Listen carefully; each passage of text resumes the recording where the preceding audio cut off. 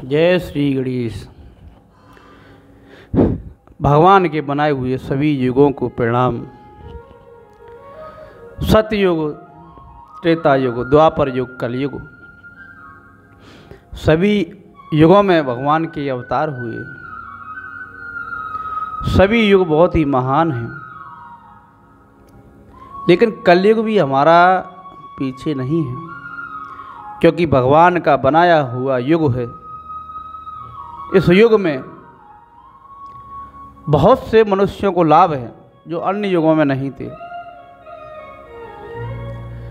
कलयुग में भगवान के तीर्थ धामों के दर्शन करना इतना सुलभ है कि त्रेता एवं अन्य युगों में नहीं थे।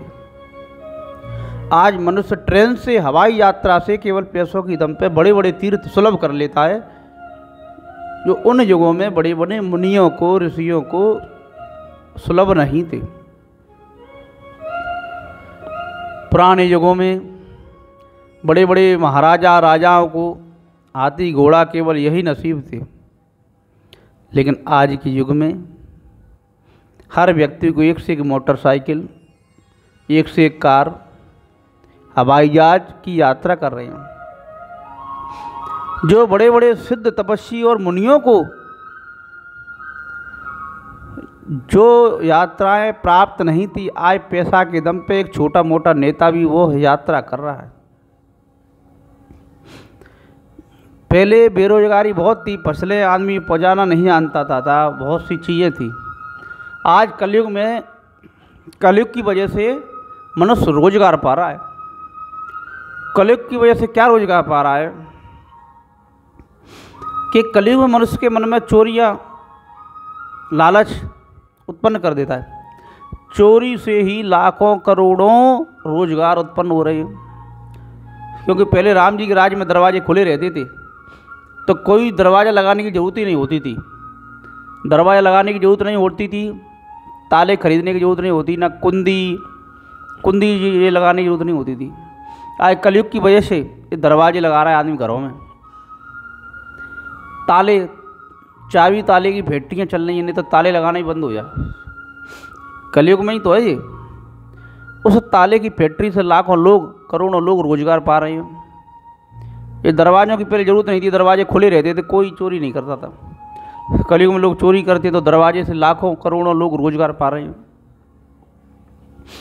राम के राज्य में तो किसी को कोई बीमारी नहीं थी, सभी स्वस्थ रहते थे, सभी लंबी आयु जीते थे, किसी की अल्प मृत्यु नहीं होती थी। लेकिन कलयुग में डॉक्टर लोग पूजा कर रहे हैं, वो कह रहे हैं मरीज आए, भगवान को उनका भी ध्यान रखना है। मेडिकल वाले कह रहे हैं मेडिकल खोल रहे हैं। कलयुग में कोई बेरोजगारी को दूर करने के लिए भगवान ने ये सिस्टम बनाया, पापियों को ये दो। तो मेडिकल वाले भी भगवान की रोज़ अगरबत्ती लगा रहे, नारियल लगा रहे, भगवान दवाई भिजवाओ। तो इतनी बीमारियां चली, कोरोना जैसी बीमारी भी कलयुग में आई। मेडिकल वाले दवाई बेच के सब लखपति बन गए, डॉक्टर पैसा वाले बन गए। इतने हॉस्पिटल खुले, ये रोजगार ही है। मतलब एक तरफ भले ही हानि हो रही है, लेकिन उसकी हानि से दूसरों को नुकसान है या फायदा है, ये तुम देख लो। एक के नुकसान से दूसरा पैसे वाला बनना है। कोई बीमार है तो उस बीमार आदमी पे उपचार कर करके लाखों लोग कमा रहे हैं। पहले के युगों में कोई भी महिला की डिलीवरी होती थी, बच्चे जब महिला संतान उत्पन्न नहीं करती थी, वो ऑपरेशन कोई जानता ही नहीं था। लेकिन आज कोई नॉर्मल डिलीवरी डॉक्टर कर ही नहीं रहा है। 1000 में से मुश्किल से 50 डिलीवरी नॉर्मल कर दी तो बहुत बड़ी बात है, नहीं कोई कर नहीं रहा। क्यों? नॉर्मल डिलीवरी में 5-6 हज़ार रुपये मिलती हैं, ऑपरेशन करने में 40-50 हज़ार रुपये का बजट बन जाता है। तो डॉक्टरों के मन में लालच बैठा है, नॉर्मल डिलीवरी नहीं कर रहे हैं, पैसे कमाती हैं, तो ऑपरेशन की अधिक देती हैं और ज़्यादातर महिलाओं को ऑपरेशन ही कर डालती हैं। फिर बेचारी महिला पर और ताना सुनना पड़ता है महिलाओं को, अरे काम नहीं किया तो ऑपरेशन नहीं हुआ। जबकि ये पता नहीं है कि इन डॉक्टरों के मन में भी कलयुग बैठा हुआ है। कलयुग बैठने से डॉक्टरों के जो स्वभाव में जो परिवर्तन है, वो अधिक धन कमाने का है। संतुष्ट जीवन नहीं है। डॉक्टर भी अपने साथी, दूसरे साथी डॉक्टर का देखते हैं, बहुत बड़ा हॉस्पिटल खुल गया है, वो बेईमानी करेगी तो वो भी क्या करते हैं, इलाज में लापरवाही। आज बड़े बड़े हॉस्पिटल में मलेरिया भी हो जाए तो लाख रुपए से पहले सही नहीं होता था। पहले 5 रुपए की दवाई में बुखार उतर जाता था, वो दवाई भी आधी रखी रहती थी अलमारी के नीचे। कलयुग में दूध दही भंडार भर रहे हैं। जिस डेयरी पे जाओ उस पर 10 कुंटल दूध रखा है, आधे मिलावट कर रहे हैं। तो दूध लाने वाले में उनका भी रोजगार चल रहा है। अरे कलयुग में जहर तक बिच रहा है, जहर बेच के भी लोग रोजगार कमा रहे हैं। यानी अनाज में रखने वाला जहर जिससे कीड़े न लगे अनाज में, अनाज को कीड़े नहीं लग रहे। पानी में डालने वाला जहर जिससे पानी लोग पीते हैं, पानी में कीड़े ना पड़े, बोतलों में मिल रहा है। तो कलयुग रोजगार भी दे रहा है। अब इस कलयुग में चोरी चपाटी लूटपाट इनसे रोजगार उत्पन्न कैसे हो रहा है कि चोरियां कर रहे हैं तो तालों की फैक्ट्री चल रही है, चोरियां ना हो तो ताले की फैक्ट्री आज ही बंद हो जाए। चोरी लूटपाट हो रही तो पुलिस फोर्स हो जाए, कई फोर्स कलयुग में बनाने पड़ेगा। नहीं तो इतनी आज ये पुलिस जब चोरियां ना हो, लड़ाई ना हो, एक दूसरे पे आक्रमण ना करे तो आधे फोर्स आज ही बंद हो जाए, तो आधे से ज़्यादा लोग बेरोजगार हो जाएंगे।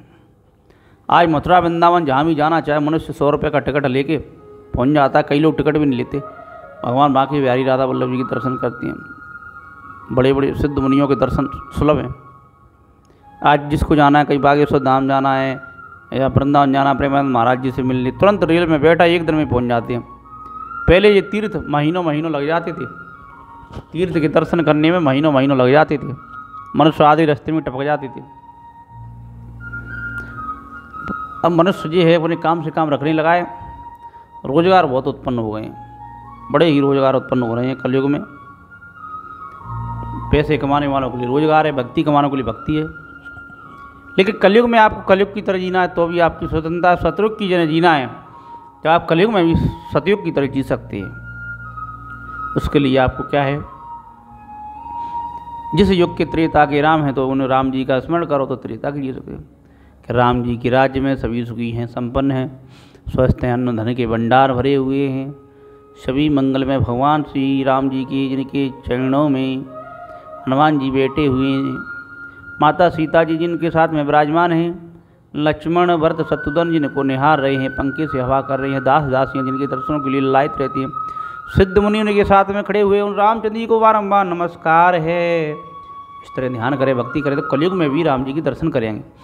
और जो प्रभु की भक्ति में लीन रहता है, जो पर स्त्री का साथ नहीं करता, पराय धन पे जो अपनी नियत नहीं टपकाता है, तो वो कलयुग में भी सभी जगहों का लाभ ले सकता है। भगवान का युग कोई भी बुरा नहीं है, बुरा है इंसान। अपने हृदय के कालेपन को दूर करें। कलयुग तो बहुत अच्छा है क्योंकि भगवान का बनाया हुआ कोई युग बेकार नहीं है। कलयुग में साक्षात कल की अवतार भगवान जन्म लेंगे। मनुष्य दूसरों में दोष देखने की अपनी प्रवृत्ति को दूर नहीं कर रहा, अपने दोषों को दूर नहीं कर रहा है। मनुष्य अपने दोनों दोषों को दूर करे तो उसके सभी दोष दूर हो जाएंगे। न कलयुग में बुराई है, न सतयुग में बुराई थी, न त्रेता में बुराई थी, न द्वापर में बुराई थी। जब भी इंसानों में बुराई थी, आज भी इंसानों में बुराई है। जो बुरा मन है, अपने मन के गुणों पर लगाम लगाइए, अपना जीवन धन्य बनाइए। युग कौन सा भी है, कोई फर्क नहीं पड़ता है। उस युग में तुम कैसे थे, आपके विचार कैसे थे, आपकी भावना कैसी थी, यह चीज़ बहुत ही गंभीर विषय है। आज भाई भाई हैं, बड़े होते हैं, समझदार होते हैं, वो अपना घर चला लेते हैं। समझदार नहीं होते, भाई भाई लड़ जाते हैं, झगड़ जाते हैं। लेकिन लड़े जाएं, झगड़ जाएं तो बाद में बड़े भाई से माफ़ी मांग लो। बड़ा भाई भी भगवान तुल्य ही होता है। थोड़े से धन संपदा के लिए अपने भाइयों से नहीं बिगाड़ना चाहिए। भाई हुए, बालक हुए, बच्चे हुए, ये एक जन्म में एक बार मुश्किल से भाई मिलते हैं, तो परिवार से बिगाड़ने में संकोच ना करें। शादी ब्याह करके जो पत्नियां आती हैं घर पे, कई बार उनकी वजह से भी बवाल हो जाता है। पत्नियां दो मिला के कह देती हैं। तो अपने माता पिता से कभी ना बिगाड़ें, अपने भाइयों से कभी ना बिगाड़ें, और अपने भगवान को भी कभी ना भूलें। सदा ही भगवान का स्मरण करें। जय श्री राधे, जय श्री राम। भगवान की बनाई हुई समस्त प्रकृति बनाने वाले भगवान की जय, सभी युगों की जय। जय श्री राम। सब संतों की जय। वीडियो को शेयर कर दो तो तुम्हारी मर्जी, लाइक कर दो तो तुम्हारी मर्जी, क्योंकि हमें कोई वीडियो बनाने में अभी पैसा नहीं मिल रहा है। सब्सक्राइब करो तो तुम्हारी मर्जी, लेकिन ज्ञान को जरूर अपने हृदय में धारण करो। जय श्री राम जरूर लिखना। जय श्री राधे।